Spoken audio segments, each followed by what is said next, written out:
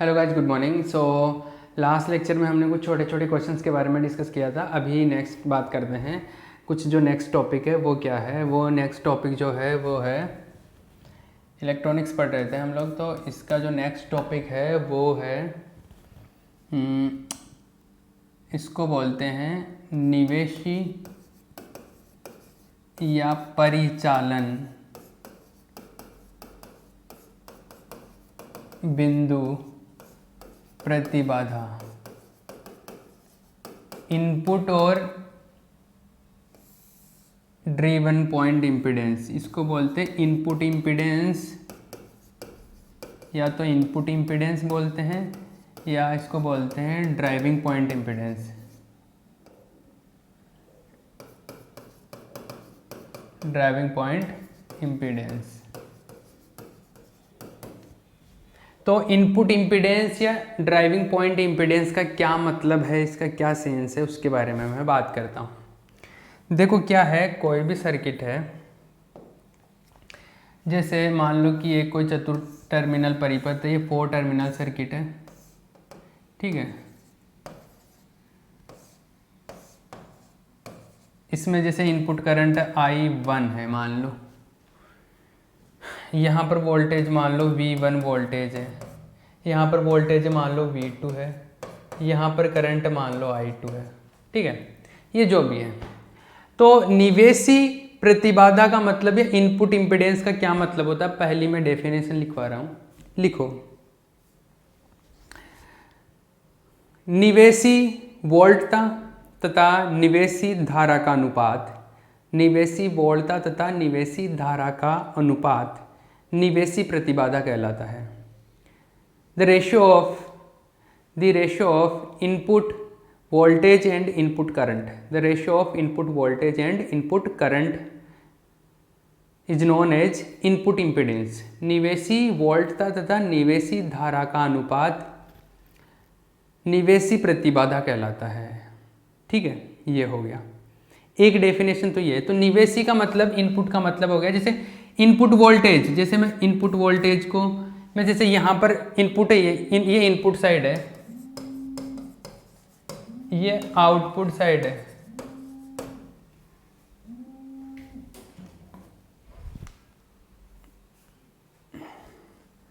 ये input side है, ये आउटपुट साइड है। तो जो इनपुट साइड है उसमें अगर मैं बात करूँ तो वोल्टेज जो है V1 है, V1 बोल लो या E1 बोल लो, जो भी है। जनरली मैं जैसे V1 से लिख दूँ, इसको मैं E से लिख रहा हूँ यहाँ पे, ठीक है। इसको मैं E1 से आगे जाके मैं E से लिखूँगा, यहाँ पर V1 से लिख दिया, यहाँ पे E1 से लिख लो, एक ही बात है दोनों। ये इनपुट है मान लो, और I करंट भी जो इनपुट है, ये दोनों का जो रेशियो होगा उसको क्या बोलेंगे, परिचालन बिंदु प्रतिबाधा, या सॉरी इनपुट इम्पीडेंस बोलेंगे इसको, निवेशी प्रतिबाधा। ये बात समझ में आई? ये मतलब आप इसकी जगह ऐसा भी लिख सकते हो, जेड इन बराबर क्या है, ये निवेशी वोल्टता इनपुट वोल्टेज अपॉन निवेशी धारा इनपुट करंट। आई बात समझ? ये चीज़ है। ई लिख लो या वी लिख लो, मैं ई से लिख रहा हूँ इसको। एक डेफिनेशन तो ये हो गया, ये निवेशी परिचालन, निवेशी और परिचालन बिंदु प्रतिबाधा एक ही चीज़ है, इनपुट और ड्राइविंग पॉइंट इंपीडेंस एक ही चीज़ है, लेकिन इसका 2 डेफिनेशन लिखवाऊंगा मैं। एक तो निवेशी इनपुट जो बोल रहे हैं वो किस सेंस में बोल रहे हैं, ऐसे लिखते हैं। दूसरा डेफिनेशन और लिखो इसका, ये छापने के बाद में दूसरा डेफिनेशन, सेकेंड डेफिनेशन है इसका।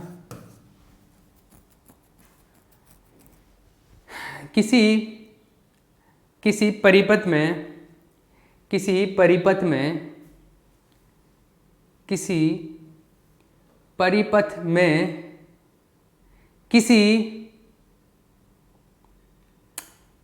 एक लूप में लगी वोल्टता, किसी एक लूप में लगी वोल्टता तथा उसी लूप की धारा का अनुपात उसी लूप की धारा का अनुपात, उसी लूप की धारा का अनुपात परिचालन बिंदु प्रतिबाधा कहलाता है। परिचालन बिंदु प्रतिबाधा कहलाता है। इन ए circuit, the ratio of the applied voltage in a circuit, the ratio of the applied voltage of a particular loop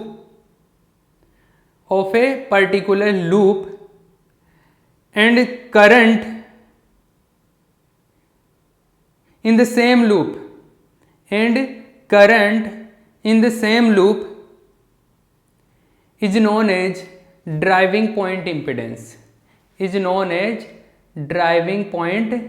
impedance। मतलब कि क्या है, ये बोल रहा है कि मान लो कि एक से कोई ज़्यादा लूप भी हो सकते हैं। मान लो कि एक सर्किट है ऐसा, एक कोई बैटरी लगी हुई है, मान लो एक ऐसा लगा हुआ है, ये कोई बैटरी लगी हुई है, ठीक है। ये कोई प्रतिबाधा है Z1, ये कोई प्रतिबाधा है Z2, ये कोई है Z3। इसमें करंट जा रहा है I1, इसमें करंट जा रहा है I2 और इसमें जो भी करंट I1 माइनस I2 जा रहा है। तो इसका मतलब ये है कि जैसे मान लो कि एक सर्किट में बहुत सारे लूप है, तो किसी एक लूप को पकड़ लो, जैसे ये लूप है, इस लूप की वोल्टेज ये लगी हुई है और इसी लूप में जो धारा है, उन दोनों का जो अनुपात होगा, उस अनुपात को क्या बोलेंगे, उस रेशियो को क्या बोलेंगे हम ड्राइविंग पॉइंट इम्पीडेंस बोलेंगे, परिचालन बिंदु प्रतिबाधा बोलेंगे। तो कोई भी लूप है उसकी वोल्टेज ले लो और उसी लूप की धारा, जैसे यहाँ पर क्या लिखा था हमने, यहाँ पर ये इनपुट मतलब सेम थे, जितना इनपुट पर वोल्टेज है इतना इनपुट पर करंट, इन दोनों का रेशियो लिया था। तो यहाँ पर मैं लूप के पदों में बात कर रहा हूँ, लूप के सेंस में, कि किसी एक लूप का वोल्टेज और उस लूप में ही करंट का वैल्यू, उन दोनों का रेशियो ले लो। तो मान लो कि कोई एक लूप ले लिया, मान लो कोई n वाला लूप ले लिया, कोई n उसके अंदर लूप है, तो कोई nth लूप ले लिया, तो nth लूप ले लिया, कोई n वाला लूप ले लिया, तो nवें लूप में मान लो वोल्टेज है En और धारा है In, मतलब nवें लूप की धारा, nवें लूप का वोल्टेज।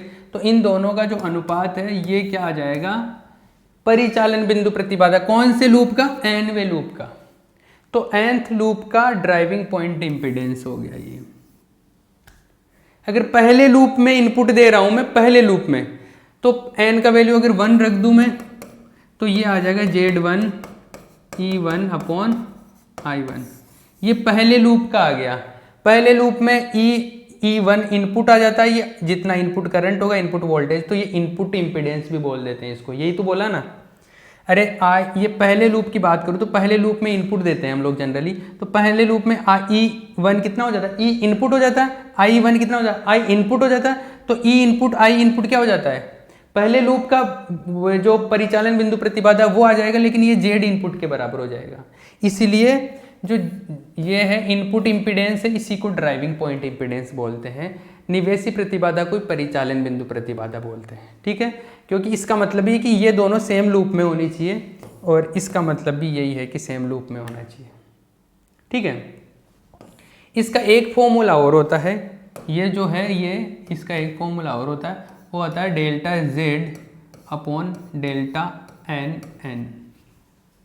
ये डेल्टा Z तो क्या होता है, डेल्टा Z तो आपने KVL जब पढ़ा था मैंने बताया था। डेल्टा Z क्या होता है कि जो प्रतिबाधा मैट्रिक्स होता है, इम्पीडेंस मैट्रिक्स होता है, उसका जो डिटर्मिनेंट मोड कैलकुलेट करते हैं वो मोड है ये, तो डेल्टा Z तो। और डेल्टा NN क्या है, डेल्टा NN है जो Z मैट्रिक्स बनेगा ना, उस मैट्रिक्स का NN जो नंबर का एलिमेंट है उसका कोफैक्टर, उसका सेकंड। मतलब जैसे मान लो कि मैं पहले लूप की ये ड्राइविंग पॉइंट इम्पीडेंस निकालना चाहता हूँ, किसकी, पहले लूप की। तो ये ऐसे आएगा डेल्टा Z, और पहले लूप की निकालना ना 1 1, तो ये आएगा डेल्टा 1 1। अगर सेकेंड लूप की निकालनी है मुझे, तो ये आएगा E2 अपॉन I2, मतलब कि डेल्टा Z अपॉन डेल्टा 2 2 2 2 दोनों का 2 2 है ना।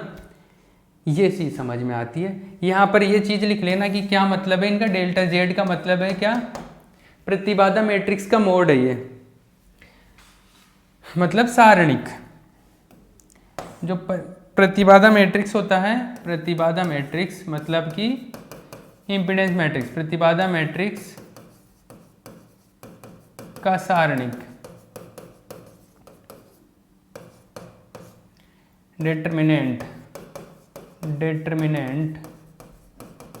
Of impedance matrix. और ये जो डेल्टा एन एन है वो क्या है, वो कोफैक्टर है, सेखंड समझते हो? नहीं समझते तो अभी मैं एक एग्जांपल कराऊंगा, समझ में आ जाएगा। तो ये एन एनवे मैट्रिक्स का क्या, एन एनवे एलिमेंट का सेखंड है, एन एनवे अवयव का सेखंड है ये, cofactor of an nth element of Z matrix. Z matrix मतलब इम्पीडेंस मैट्रिक्स। ठीक है, ये सारी चीजें समझ में आ गई। तो निवेशी प्रतिबाधा का इनपुट इम्पीडेंस का मतलब इनपुट वोल्टेज इनपुट करंट का रेशो। ये अब ड्राइविंग पॉइंट इम्पीडेंस बोलूँ तो मैं ऐसे बोल देता हूँ, किसी एक लूप का वोल्टेज और उसी लूप का करंट, मतलब E1 I1 या E2 I2, तो इसको भी क्या बोलते हैं हम, ड्राइविंग पॉइंट इम्पीडेंस बोलते हैं। एक चीज़ तो क्लियर होगी, इस पर भी एक न्यूमेरिकल भी करा दूंगा मैं।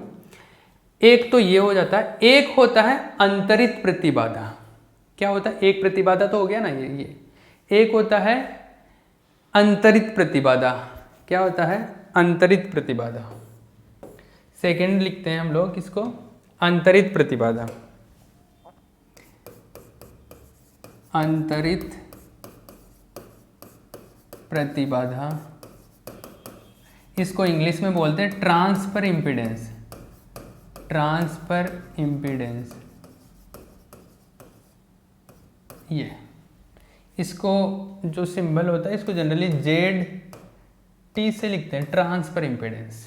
ठीक है, अब देखो ट्रांसफर इम्पीडेंस का मतलब क्या है। पहले वाले में हम बात कर रहे थे एक ही लूप का वोल्टेज और एक ही लूप का करंट हो।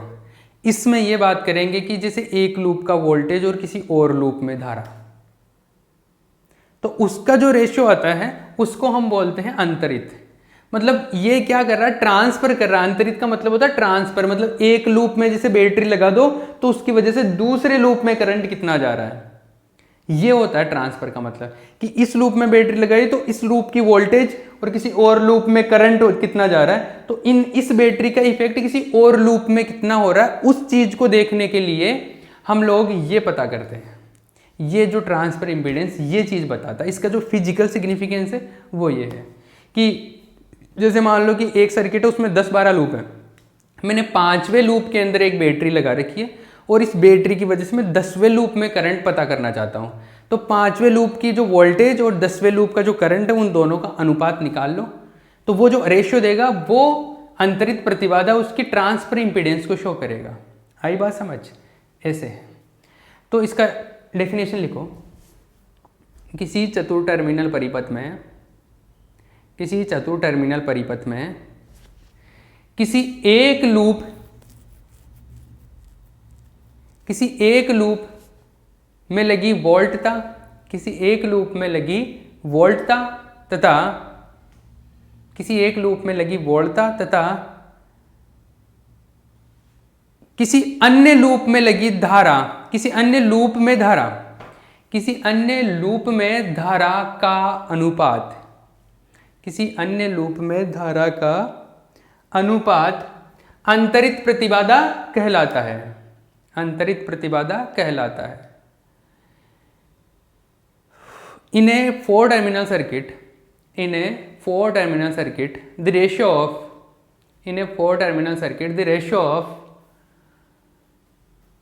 the applied voltage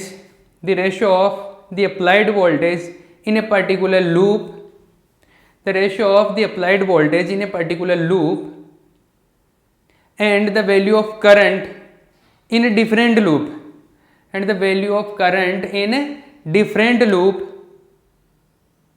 is known as transfer impedance, is known as transfer impedance। Clear है? तो ये ऐसा है जैसे कि मान लो कि कोई बहुत सारे लूप है, 1 2 3 4 I J K L M N तक कोई बहुत सारे लूप है। तो मान लो किसी एक nवे लूप की वोल्टता वोल्टेज ऑफ nth लूप nवे लूप की वोल्टता ये है, मान लो En। एन में नहीं मानो इसको आप और कुछ बोल लो, आई बोल लो, आई बोल रहा हूं मैं इसको, क्या बोल रहा हूं, आई वे ith लूप का वोल्टेज, इसको मैं बोल रहा हूं ई आई। ठीक है? और कोई जेवे लूप में धारा है, जेथ लूप में कोई करंट है, तो करंट इन जेथ लूप, जेवे लूप में धारा, तो जेवे लूप में जो धारा का वैल्यू आएगा, करंट का वैल्यू आएगा, वो क्या आ जाएगा, आई जे। इन दोनों का जो रेशियो आता है, इन दोनों का जो रेशियो आता है ई आई अपॉन आई जे, इसको हम बोलते हैं transfer impedance, E Z T transfer, और ये आई और जे भी लिखते हैं यहाँ पर। ठीक है? एक दूसरा इसका साइन भी बताते, चिन्ह भी बताते हैं, और वो जो इसका साइन आता है वो ऐसा आता है -1 टू पावर ये आई प्लस जे, ये इसका चिन्ह भी बताते हैं ऐसे। आगे बात समझ। दूसरी चीज, इसका जैसे उसमें डेल्टा के पदों में इसका फॉर्मूला लिखा था, इसको भी डेल्टा के टर्म्स में लिख सकता हूं मैं। ये आएगा डेल्टा जेड और ये आता है डेल्टा, जैसे वहां पर तो दोनों में एन एन या 1 1 था, तो यहाँ पर 1 1 या एन एन आ जाता है, यहाँ पर आई और जे, तो यहाँ पर आएगा आई जे। अरे क्लियर है? और इन दोनों का मतलब वो, ये डेल्टा जेड तो क्या है, जेड मैट्रिक्स का मोड डिटरमिनेंट, और डेल्टा आई जे क्या है, आई जे अवयव जो है, आई जे वा अवयव जो है, आई जे वा मतलब जैसे यहाँ पर अगर 1 2 है तो 1 2, तो 1 2 वा जो अवयव है मैट्रिक्स का, 1 2 अवयव एलिमेंट, उसका कोफैक्टर, उसका सहखंड आ जाएगा। क्लियर है?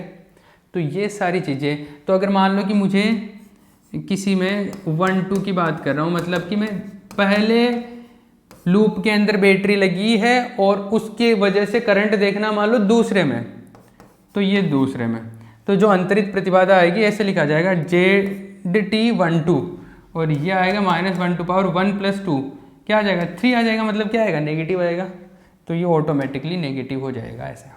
ठीक है? ये चीज़ है। अरे समझ में आ रही है कि नहीं आ रही बात? क्लियर है? ये बात चमकती है कि नहीं चमकती? अरे ये पूरी बात समझ में आती है, तो ये इस तरीके से हम लोग इसको लिखते हैं।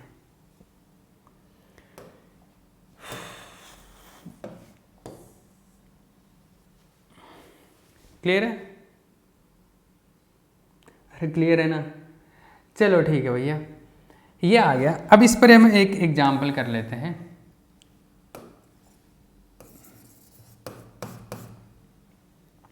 देखो एग्जाम्पल ऐसा है कि जैसे मैं आइडिया बता देता हूँ, एग्जाम्पल का मतलब है कि आइडिया कैसे, जैसे मान लो अभी मैंने वो डायग्राम बनाया था, उसी टाइप का एक वही डायग्राम दोबारा बना लेता हूँ। ये मान लो कि ये कोई Z1 है, ये Z2 है, दो प्रतिबाधा, ये Z3, ये बैटरी मान लो कोई E है, इसके अंदर करंट जा रहा I1, इसमें करंट जा रहा I2, बाकी का I1 - I2 इधर चला गया। ठीक है? तो अगर इस सर्किट को अगर मैं सोल्व करूं, तो जैसे इसमें KVL लगा लूं, इसके अंदर KVL लगा लूं, दोनों के अंदर दोनों लूप में मैं KVL लगा के, दो इक्वेशन मिलेंगे KVL लगाने पर, दो इक्वेशन मिलेंगे, उन दोनों इक्वेशन से मैं एक मैट्रिक्स बना सकता हूं, और वो एक मैट्रिक्स बनता है, वो Z मैट्रिक्स मिलेगा मेरे को, प्रतिबाधा मैट्रिक्स मिलेगा। वो प्रतिबाधा मैट्रिक्स निकालने का मैंने एक सीधा तरीका भी बताया था आपको, अगर याद हो तो मैं बताता हूँ यहाँ पर। Z जो प्रतिबाधा मैट्रिक्स है, इम्पीडेंस मैट्रिक्स, प्रतिबाधा मैट्रिक्स, इम्पीडेंस मैट्रिक्स,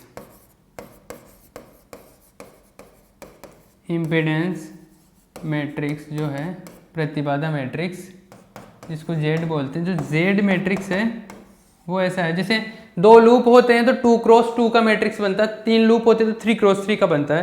तो जैसे यहाँ पे 2 लूप है तो 2 क्रॉस 2 का बनेगा। ये ऐसा आता है Z11, Z12, Z21, Z22। ये हो गया। ये क्या हो गया अपने पास में?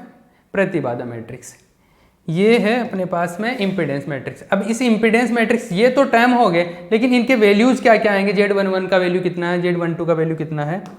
तो हम लोगों ने जब पहले मैंने एक डायरेक्ट तरीका बताया था तो मैंने ये बताया था, जैसे Z11 क्या बताता है कि पहला जो लूप है उसमें टोटल इम्पीडेंस, जो टोटल प्रतिबाधाएं लगी हुई है उनको योग करके लिख दो, आप उनको जोड़ करके लिख दो। मतलब Z11 का मतलब होगा जब पहला लूप, ये इसमें क्या क्या लगा हुआ है, Z1 Z2 3, ये दोनों ही लगे हुए हैं ना। ये तो बैटरी है, ये प्रतिबाधा तो 2 ही है, इम्पीडेंस तो 2 ही है, तो Z1 + Z3 आ जाता है यहाँ पे। ठीक है, Z12 का मतलब है 1 और 2 के बीच में, अरे ये होता है ना, तो 1 और 2 के बीच, ये लूप 1 है, ये लूप 2 है, लूप 1 और 2 के बीच में Z3 लगा हुआ है, तो ये आ जाता है Z3। लेकिन आप याद करो जब मैंने लिखा था तो ये माइनस साइन के साथ में आता था, तो ये नेगेटिव साइन के साथ में आता था। अब Z21 का मतलब 2 और 1 के बीच में, 2 और 1 के बीच में Z3 लगा हुआ है, ये भी Z3, और ये भी माइनस साइन के साथ में आया था। Z22 का मतलब दूसरे लूप में, और दूसरे लूप में क्या क्या लगा हुआ है, Z2 और Z3, तो यहाँ पे आ जाता है Z2 + Z3। ये आपका क्या आ गया, प्रतिबाधा मैट्रिक्स आ गया, ये आ गया इम्पीडेंस मैट्रिक्स।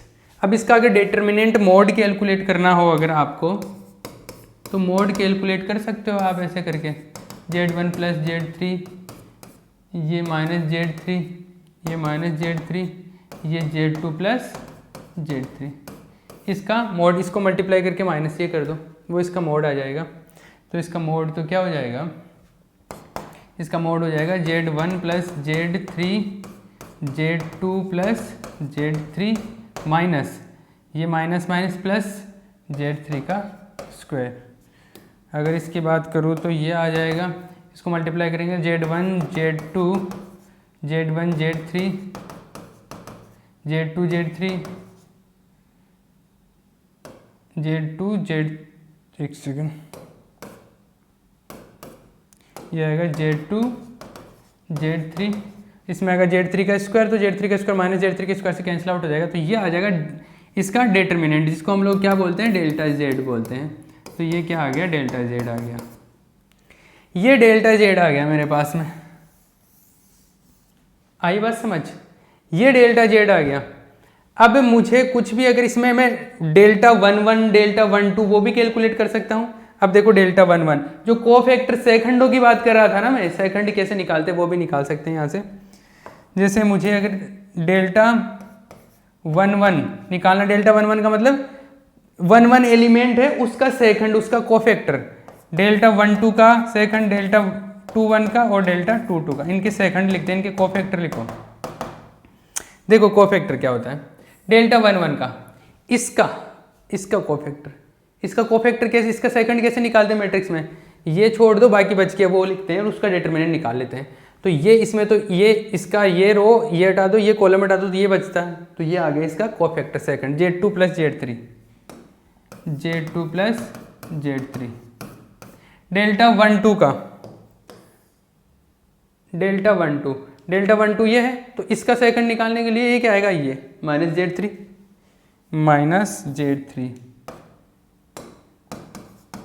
इसी तरीके Δ21 का -Z3, Δ22 का इसका निकालेंगे तो क्या आएगा, Z1 + Z3 आ जाएगा।